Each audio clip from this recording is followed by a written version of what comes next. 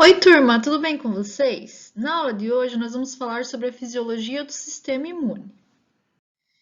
O sistema imune ele tem diversas funções. Entre uma delas está reconhecer e remover células próprias anormais. São aquelas células que durante a sua produção ficaram anormais, principalmente células pré-cancerígenas. Então, o sistema imune ele consegue reconhecer essas células e acaba destruindo elas para que elas não consigam se multiplicar.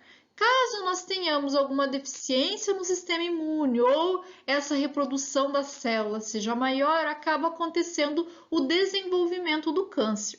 Então, acredita-se que o sistema imune ele consegue prevenir o aparecimento do câncer porque ele acaba retirando essas células anormais da circulação.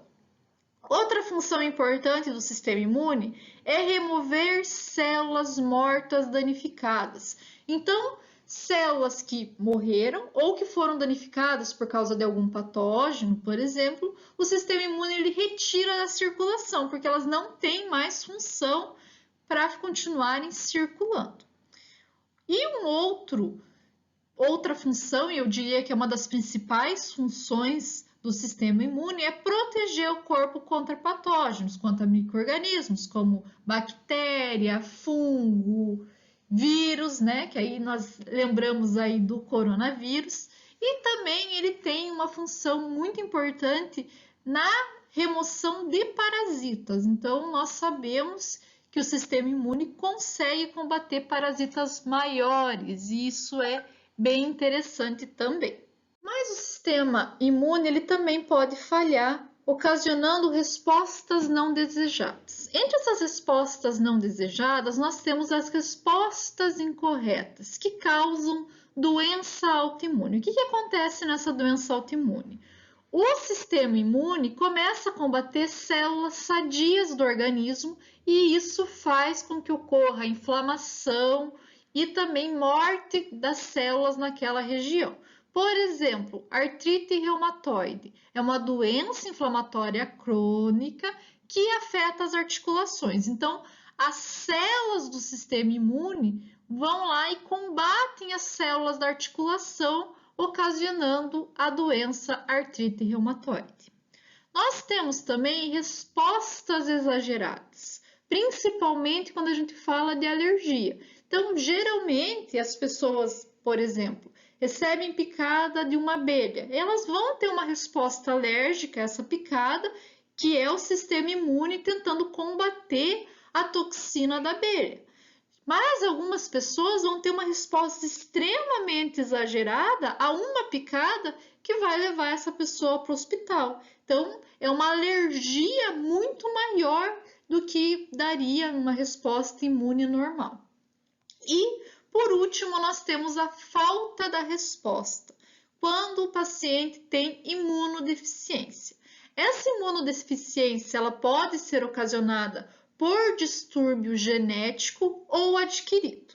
Quando a gente fala de deficiência, imunodeficiência, primeira doença, síndrome que vem na nossa cabeça é a síndrome da insuficiência adquirida, a AIDS, que faz com que o nosso sistema não consiga mais responder aos patógenos externos. Então, acaba tendo uma falha na resposta imune. E outro que seria adquirido pode ser devido ao tratamento medicamentoso, como por exemplo o pessoal que faz tratamento para câncer. Quando nós temos esse tratamento, vai diminuir a quantidade de células do organismo e isso faz com que nós tenhamos aí uma diminuição de células do sistema imune que vai diminuir os patógenos também. A resposta imune do organismo divide-se em duas linhas, a primeira linha de defesa e a segunda linha de defesa. A primeira linha são barreiras físicas e químicas que vão tentar evitar que o patógeno entre no organismo. Então, entre essas barreiras, nós temos o epitélio, né, que é uma barreira protetora tanto da pele quanto das mucosas, e vai ser a primeiríssima barreira de defesa do nosso corpo.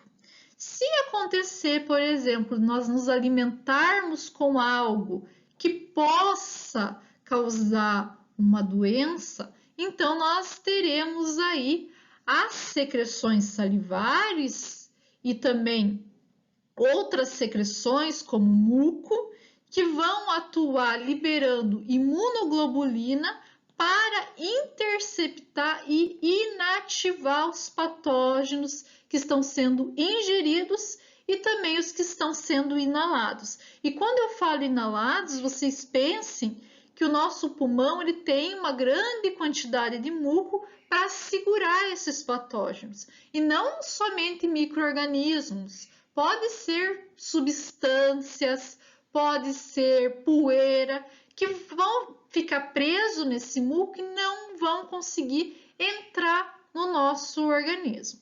Caso a gente tenha se alimentado com algum patógeno, nós também vamos ter a destruição desse patógeno pelo ácido do estômago, que vai atuar como uma barreira química. Então, poucos patógenos vão conseguir sobreviver a esse ácido, né? O ácido, por ter um pH extremamente baixo, ele acaba destruindo os patógenos que foram ingeridos, e isso é extremamente importante na defesa do organismo. Em relação à segunda linha de defesa, vão ser respostas imunes internas. Então, quando o patógeno conseguiu passar pela primeira linha de defesa, nós teremos aí a segunda linha que vai atuar inibindo o crescimento desse patógeno e vai também atuar destruindo esse patógeno dentro do organismo. Então, em relação a essa segunda linha de defesa, que é uma resposta imune interna, nós temos primeiramente a detecção e identificação da substância estranha. A partir do momento que essa substância foi detectada, nós temos então a comunicação com outras células imunes do nosso corpo. Depois, nós vamos ter o recrutamento para ocorrer a resposta coordenada, e então nós teremos a destruição do invasor. Então, pensem assim: se acontece de nós nos cortarmos, né? Nos cortamos e acabou tendo contato de algumas bactérias naquele corte. Então, nós vamos detectar que teve a entrada dessa bactéria. As células da região vão mandar sinais para as células imunes. Essas células, então, elas vão ser recrutadas para aquela região onde teve o corte e vão fazer com que ocorra a destruição ou supressão do invasor. Então, ou o invasor vai ser destruído ou não vai deixar com que esse invasor seja multiplicado naquela região. Quando a gente fala em anatomia do sistema imune, é difícil pensar nele anatomicamente. Por quê? Porque a maioria do sistema imune ele vai estar no interior dos tecidos, como por exemplo na pele ou no sistema gastrointestinal. Mas, para vocês terem uma ideia do tamanho desse sistema, pensem que o peso do sistema imune é igual mais ou menos à massa do nosso encéfalo. Então, para vocês terem uma noção aí de como é importante e é grande o sistema imunológico. Então, tem-se essa importância. Para facilitar, nós vamos dividir o sistema imune nos tecidos linfóides e nas células imunes. Os tecidos linfóides eles vão ser divididos em primários e secundários. Nos primários é onde ocorre a maturação e também formação das células. Então, vai ocorrer no timo e na medula óssea. A gente já falou um pouco de medula óssea, então vocês podem relembrar aí da formação dessas células na medula óssea. Algumas células imunes, elas não elas maduram, mas elas não se especializam até a primeira exposição a patógeno. Essas células imunes maduras, mas não especializadas, vão ser chamadas de células naive. As outras células elas vão se tornar células especializadas. Já no tecido linfóide secundário, nós vamos ter as células maduras ativas, então é onde elas vão estar atuando. Então, nós temos o tecido encapsulado, que é o baço e os linfonodos, e o não encapsulado, que são conhecidos como tecidos difusos, como por exemplo as amígdalas e também outros tecidos aí que têm contato com o ambiente externo. Nós já vamos falar sobre eles para vocês compreenderem melhor. Então, vocês têm que ter noção que esses tecidos secundários são onde as células maduras interagem com os patógenos e então iniciam a resposta imune. Então, é aqui nessa região que nós vamos ter a destruição dos patógenos. Então, vamos começar falando dos tecidos linfóides primários, que são os tecidos que produzem as células, tá? Vamos começar falando do timo. O timo, então, é um órgão bilobado que vai estar posicionado em cima do coração, entre os pulmões, e ele vai atingir o seu maior tamanho na adolescência. Depois, o nosso organismo começa a substituir o timo por tecido adiposo. O timo ele vai produzir linfócitos T e também peptídeos como timosina, timopoetina e timolina. A medula óssea, que está escondidinha aqui no interior do nosso osso, é muitas vezes desconsiderada como tecido. Embora, coletivamente, se a gente somar toda a medula óssea do nosso organismo, nós vamos ter o peso do fígado em medula, para vocês terem noção também do tamanho da medula óssea. Então, ela é um tecido extremamente vascularizado, com diversos seios sanguíneos e é revestida por epitélio. Então, aqui eu coloquei uma foto que eu achei magnífica, onde nós temos a produção das nossas células dentro da medula óssea.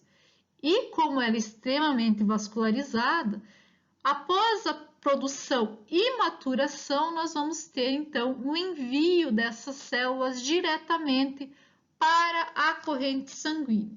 E elas muitas vezes vão para a corrente sanguínea para serem enviadas para os órgãos onde elas vão atuar. Algumas vezes, é claro, elas vão ficar na corrente sanguínea, depende do tipo de célula. Mas a gente vai falar sobre isso, não se preocupe.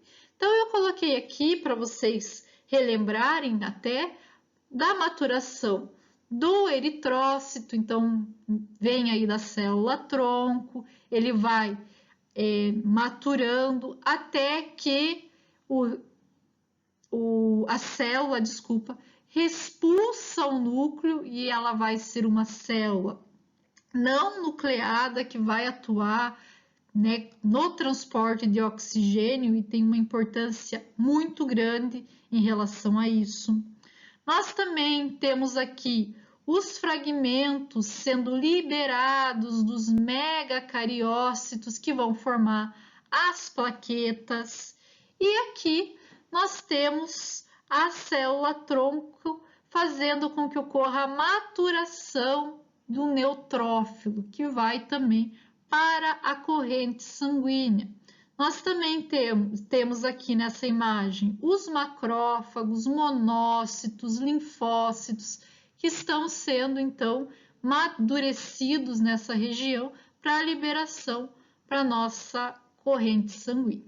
Então, para vocês terem uma ideia de como esse tecido, apesar de muitas vezes ser conhecido como uma região morta, tem uma vida extremamente agitada, digamos assim. O baço faz parte do tecido linfóide secundário, é um órgão encapsulado que tem o tamanho aproximadamente de um punho, é considerado o maior órgão linfóide do corpo por alguns autores, a gente já vai entender por quê, e ele vai estar localizado no quadrante superior esquerdo, próximo ao nosso estômago. E por que ele é encapsulado? Porque ele contém na sua superfície uma cápsula de tecido conectivo. Essa cápsula, ela acaba se estendendo, aqui vocês conseguem ver nessa imagem ampliada, para o interior, fazendo com que ocorra uma sustentação tanto dos vasos sanguíneos como do tecido linfático. Nós temos um órgão extremamente irrigado, que tem uma região conhecida como polpa vermelha. Nessa região nós vamos ter uma concentração grande de macrófagos que vão destruir células invasoras, substâncias estranhas e também eritrócitos velhos, por exemplo, eritrócitos que estão danificados, vão ser destruídos nessa região. Na polpa branca, nós vamos ter, que fica nessa região, a presença de linfócitos, principalmente, que também atuam na defesa do nosso organismo. O linfonodo, ele faz parte do tecido linfóide secundário e ele vai estar distribuído em diferentes regiões do organismo. Então, a gente consegue ver linfonodo aqui, próximo à axila, próximo à virilha, né? Então, a gente consegue ver ele bem distribuído. Lembrando que ele é um tecido encapsulado, então ele vai ter tecido conectivo em volta dele, tá? Detalhe interessante, o linfonodo, ele vai ser extremamente ativo dependendo da região onde está tendo a infecção. Por exemplo, quando a gente tem infecção de garganta, o que vocês sentem quando tem uma infecção bem grave? Vocês vão sentir os linfonodos dessa região atuarem, principalmente de trás da orelha, que vai estar inchado, vai estar dolorido. Por quê? Porque ele vai estar extremamente ativo, tá? Então, ele acaba atuando muito na defesa do nosso organismo também. Aqui nesse grupamento de células é onde nós vamos encontrar as células imunes, que vão estar interceptando os patógenos e também vão estar inativando os nossos patógenos. Então, vocês conseguem ver nessa região, quando a gente pega um linfonodo, e olha como ele é extremamente vascularizado também. E isso faz com que tenhamos uma importância muito grande na defesa do organismo. Então, os linfonodos vão auxiliar muito na destruição desses patógenos. O sistema linfático difuso, eles são considerados agregados de células imunes e eles vão estar posicionados em locais estratégicos para interceptar os patógenos invasores antes deles chegarem à circulação. Então, nós vamos ter grupamentos desses tecidos em regiões estratégicas, como na pele, no trato respiratório, trato urinário e também trato genital. Por exemplo, nós temos aqui na pele as amígdalas e próximo ao trato gastrointestinal, o tecido linfático associado ao intestino, tá? Que é o GALT. Então, pessoal, lembra que eu falei que o baço era considerado o maior órgão? Alguns autores consideram o maior órgão linfóide o tecido linfático associado ao intestino, porque como nós temos uma alta vascularização naquela região e temos uma alta absorção de substâncias, nós temos também uma grande quantidade de tecido linfático aqui, que faz com que não tenha a entrada de patógenos no nosso organismo. Em relação às células imunes, a gente já falou um pouco sobre a produção dessas células quando nós falamos de medula óssea. Então, essas células imunes são leucócitos, que se desenvolvem, que se modificam em diferentes tipos celulares. Então, nós vamos falar na aula de hoje especificamente a classificação e a função deles no organismo. Então, o que eles vão combater? Como que eles vão ser imunes? Como que vai ser a atividade imune dessas células? Então, vamos começar falando dos granulócitos. Os granulócitos, eles são células que contêm glânulos no seu citoplasma. Um dos principais são os basófilos e os mastócitos. Os basófilos, eles não são muito encontrados no sangue, mas eles podem ser observados quando estão sendo enviados para os tecidos linfóides secundários. Lá nos tecidos linfóides secundários, eles vão ser transformados em mastócitos. E por que eles são conhecidos como basófilos? Porque na presença de corante básico, os seus glânulos vão ser corados de azul. Por isso, nós temos esse nome basófilo. Como eu falei para vocês, eles são raramente encontrados no sangue. Os eosinófilos, eles vão ter seus glânulos corados com rosa quando utilizado um corante ácido de eosina, por isso eosinófilo. Além de ser granulócito, eles são considerados como células citotóxicas, ou seja, eles conseguem matar outras células. E isso é bem importante, é bem característico dessa célula. Para vocês terem uma ideia, nós encontramos no nosso sangue normalmente de 1 a 3% em relação aos leucócitos, a presença de eosinófilo. Os neutrófilos, que também são considerados granulócitos, eles não ficam escuros com os corantes, por isso são neutros e por isso o nome neutrófilos. Além de serem granulócitos, eles também têm a característica de fagocitários, ou seja, eles conseguem englobar e ingerir seus alvos por fagocitose. Os monócitos estão presentes no sangue em pequena concentração, de 1 a 6%, e quando eles chegam no tecido secundário, eles são desenvolvidos para macrófagos, tá? Então, o macrófago, ele é derivado dos monócitos. E eles vão atuar como fagócitos, então vão englobar e ingerir seus alvos por fagocitose. Os linfócitos, que nós vamos ver, possuem diversos derivados, como por exemplo, os plasmócitos, eles vão atuar como células citotóxicas. Então, alguns, né, a maioria, digamos assim, vai atuar como células citotóxicas, que são células que vão conseguir destruir as células que atacam. Então, é uma característica bem interessante sobre os linfócitos. As células dendríticas a gente não falou ainda. Por quê? Porque quando a gente falou de células, a gente falou de células presentes no sangue.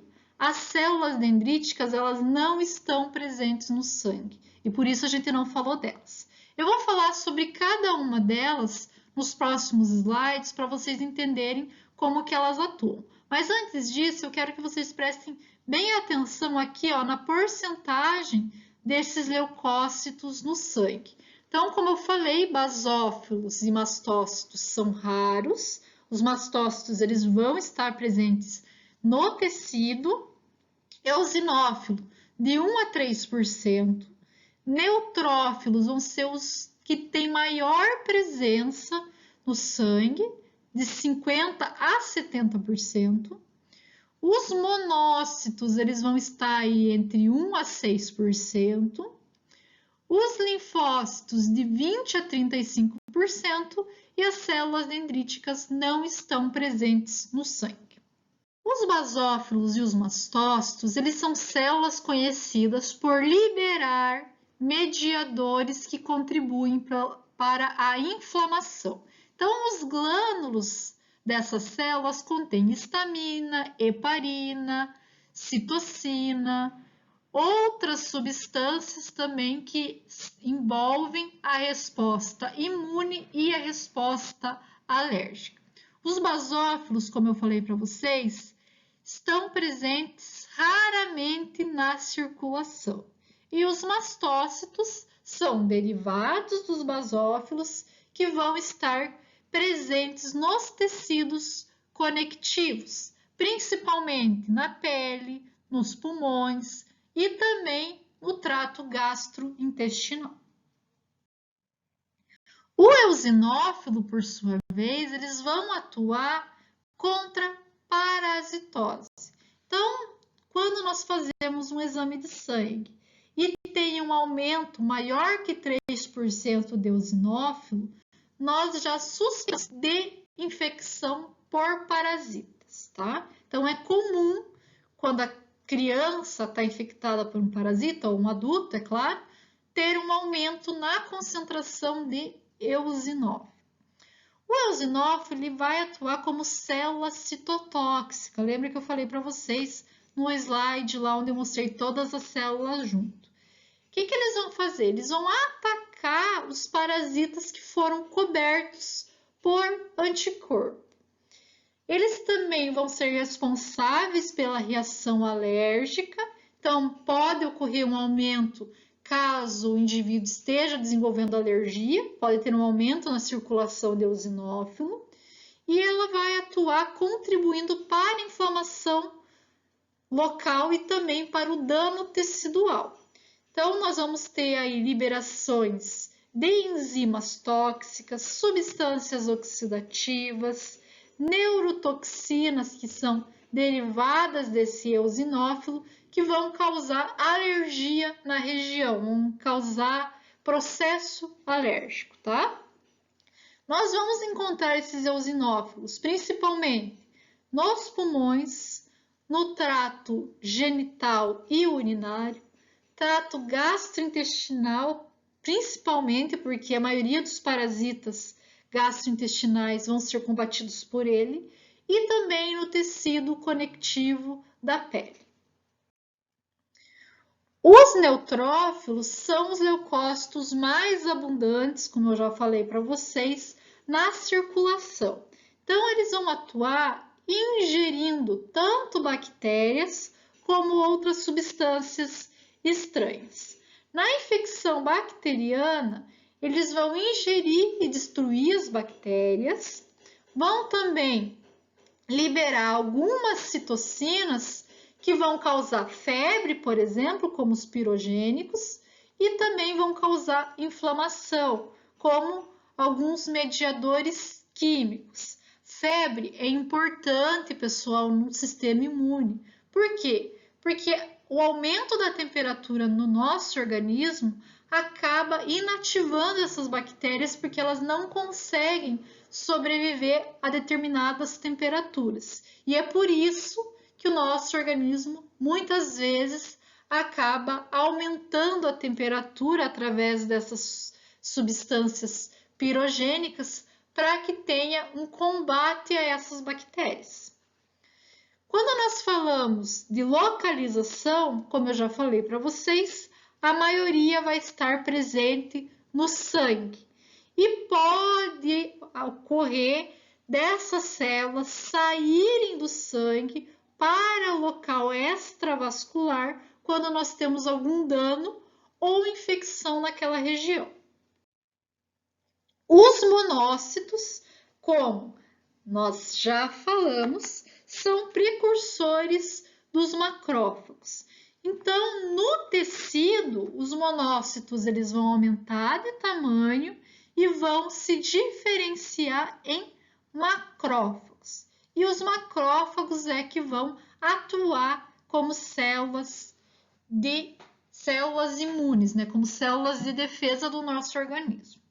Alguns vão patrulhar o tecido, outros vão permanecer fixo em um local apropriado. E eles vão fazer fagocitose de bactéria, eritrócitos antigos, velhos, danificados e também alguns neutrófilos mortos. Eu vou mandar para vocês, junto com essa aula, um vídeo mostrando como que o macrófago atua, pessoal. É muito interessante, eu quero que vocês assistam, hein? Não esquece, depois da aula, de assistir como que esses macrófagos atuam no nosso organismo. É muito interessante como ele faz a fagocitose, como que esses que patrulham os tecidos correm aí atrás das bactérias. É claro que é um vídeo feito numa lâmina, mas é como ocorre no nosso organismo. Então, assistam depois da aula para vocês verem. Outro papel interessante dos macrófagos é que eles desenvolvem a imunidade adquirida. Eu vou explicar para vocês o que é a imunidade adquirida e inata na próxima aula, mas só para vocês já irem se assimilando com essa nomenclatura. Então, são células que apresentam os antígenos, tá? Então, elas apresentam um antígeno para outras células. E isso é bem interessante, mas na aula que vem a gente vai falar melhor sobre isso. Os linfócitos, eles também podem se diferenciar em plasmócitos e estima-se que o nosso corpo tenha aproximadamente 1 trilhão de linfócitos. Então, vocês imaginem a quantidade desse tipo de célula presente no nosso organismo. Alguns estão na circulação, alguns no tecido linfático e depende muito, é claro, do tipo de linfócito. Nós temos linfócitos do tipo B e seus derivados, que vão produzir anticorpo e também vão atuar como células apresentadoras de antígeno. Nós temos linfócitos do tipo T e também linfócitos conhecidos como células natural killer, que vão fazer a defesa contra os patógenos intracelulares, como por exemplo o vírus. E é muito interessante a ação deles, nós vamos falar também um pouquinho melhor na próxima aula sobre eles. E a última célula de defesa do nosso organismo são as células dendríticas. Essas células, elas são apresentadoras de antígeno. Então, o que acontece?